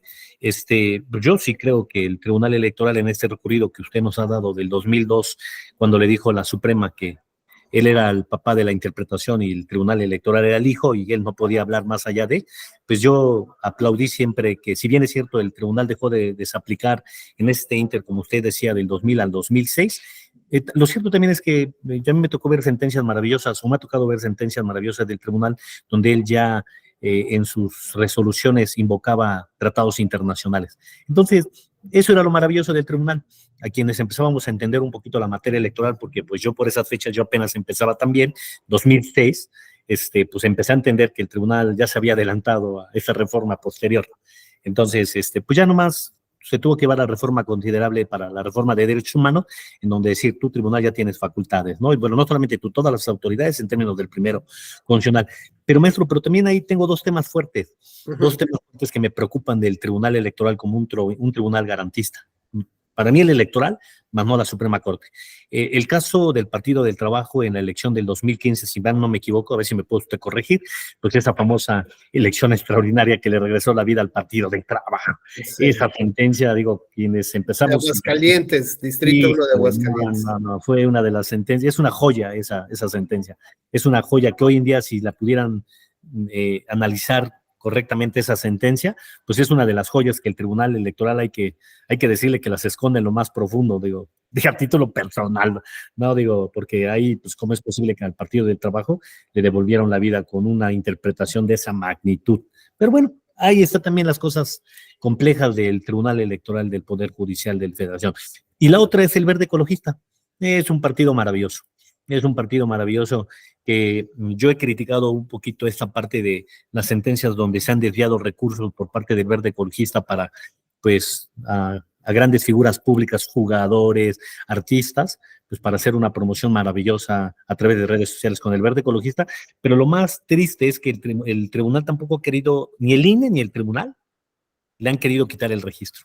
Digo, y perdón lo que le voy a decir, a un candidato le negaron su registro por no haber reportado sus gastos de precampaña, que eran nada, y a un partido político que se ha ido enriqueciendo, o uno, más bien dicho por ahí, uno o dos personitas del Verde Ecologista que se han ido enriqueciendo, y pues bueno, es un partido que sigue conservando su registro y que a mí me gustaría ver tarde o temprano una sentencia en próximas elecciones donde este partido realmente, pues ahora sí hagamos el análisis que usted dice, veamos qué sí es constitucionalmente válido y qué no sería constitucionalmente no válido para decirle al tribunal, mira, ya es el momento de que le entres, ¿no?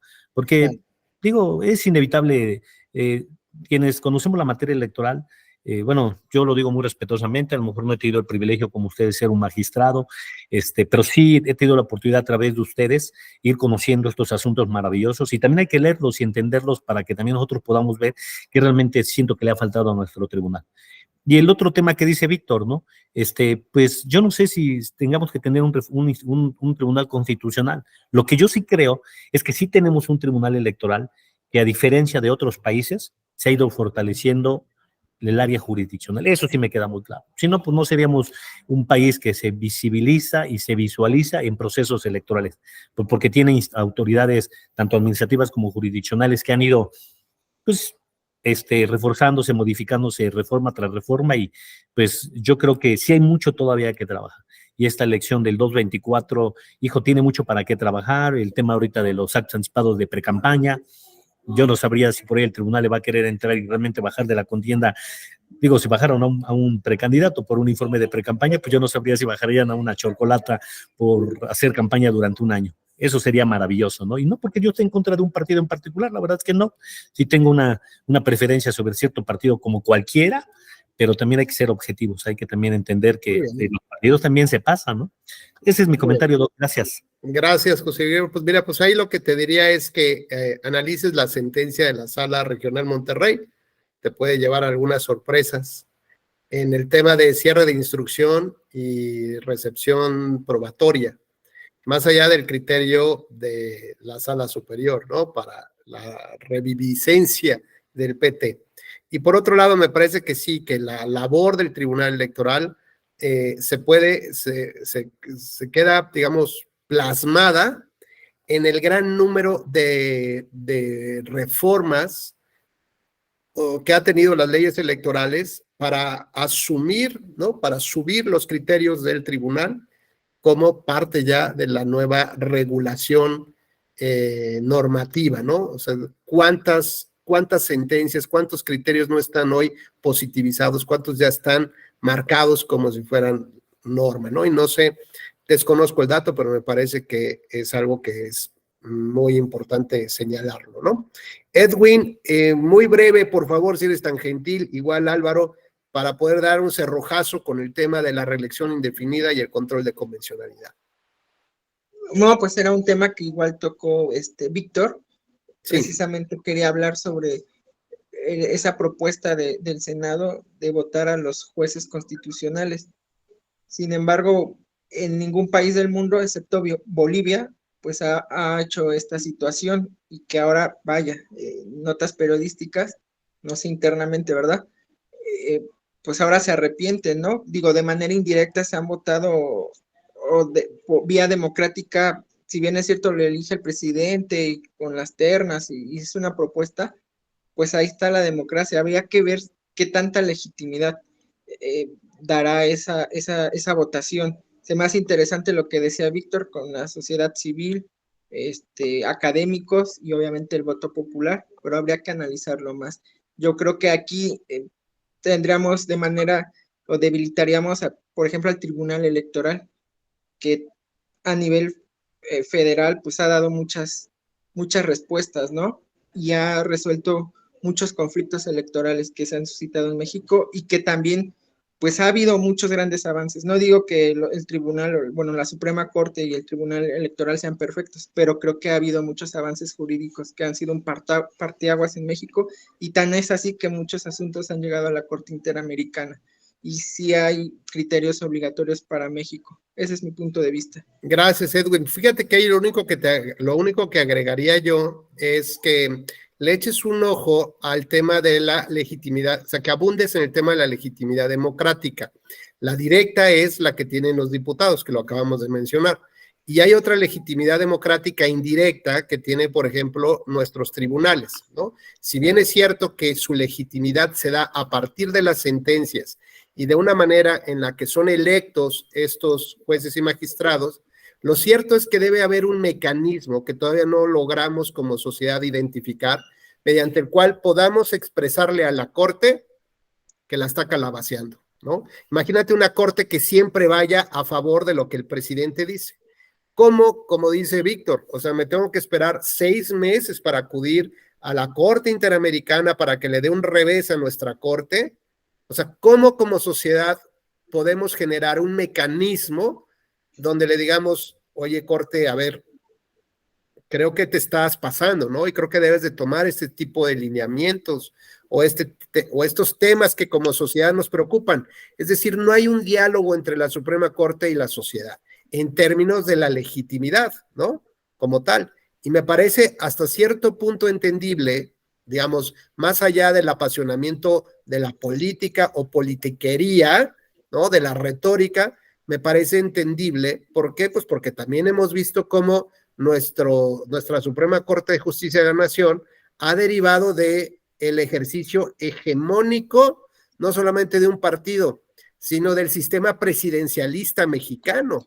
Entonces, lo que hay que modificar no es la manera como se eligen, sino lo que hay que modificar es el sistema presidencialista. Hay que bajarle 2 rayitas, subirle 1, por ejemplo, al Parlamento, a nuestro Congreso, para tener mayores equilibrios de poder.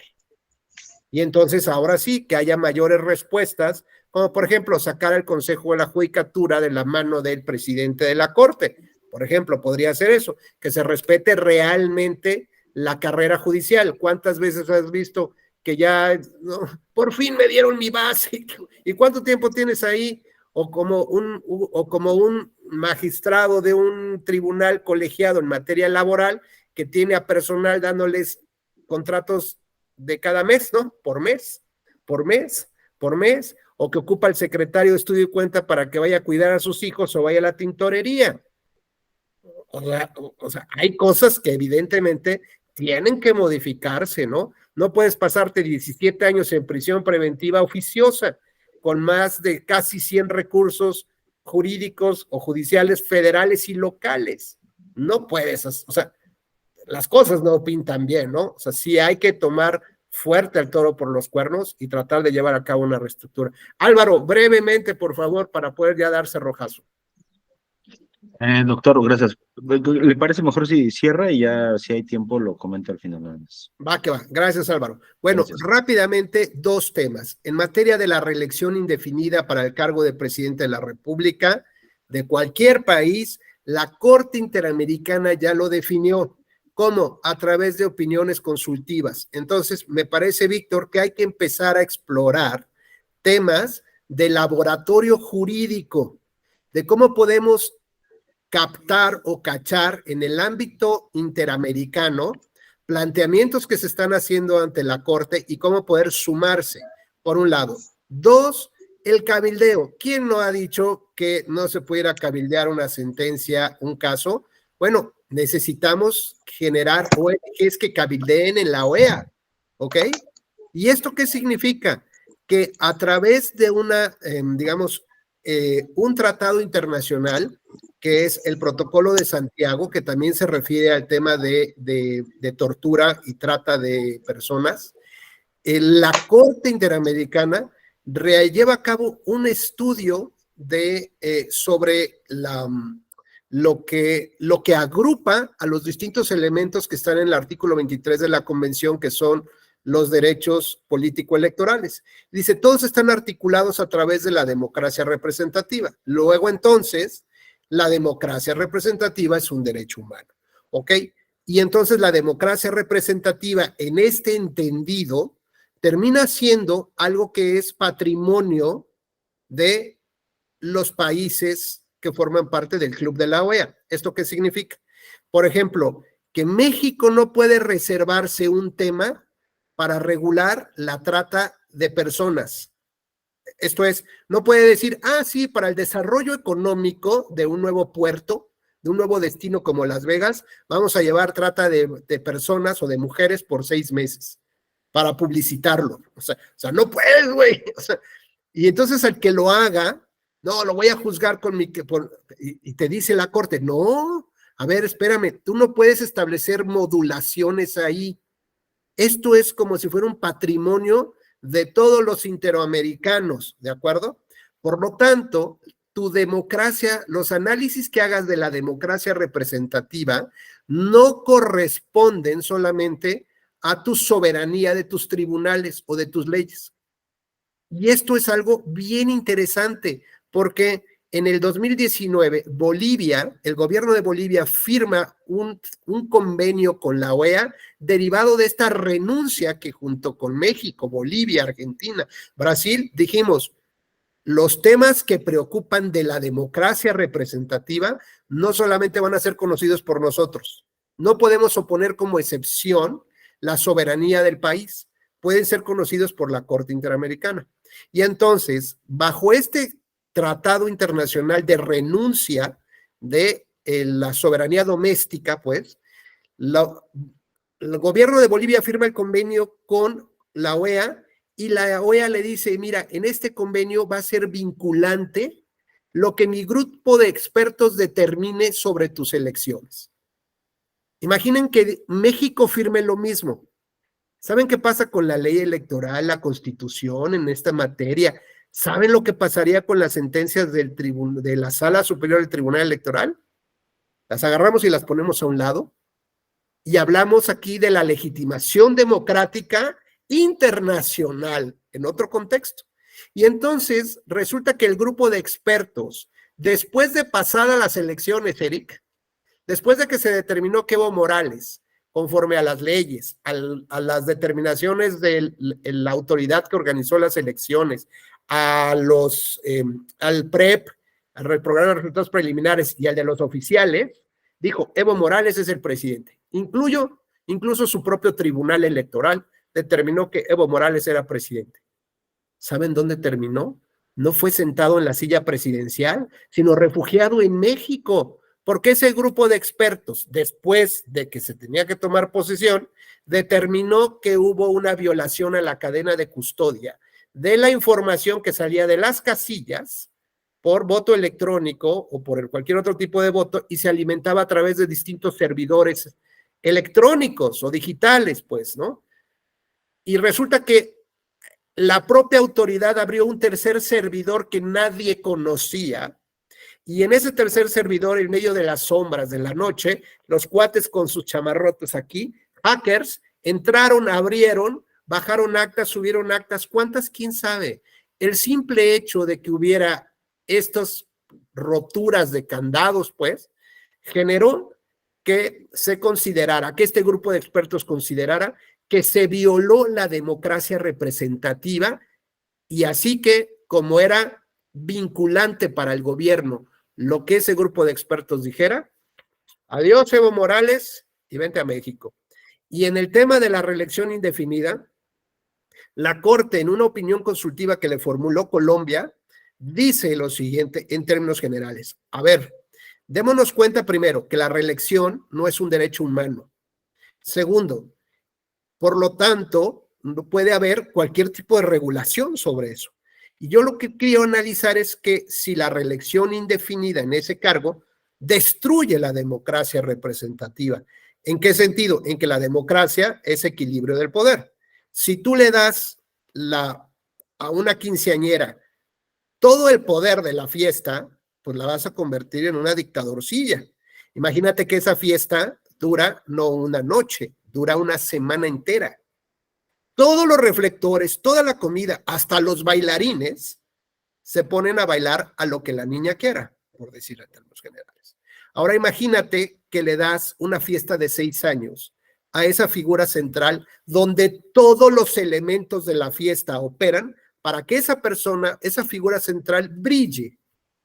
Bueno, imagínate si le das 6 años de poder a una figura central donde el sistema que tienes concentra todo el poder en una persona,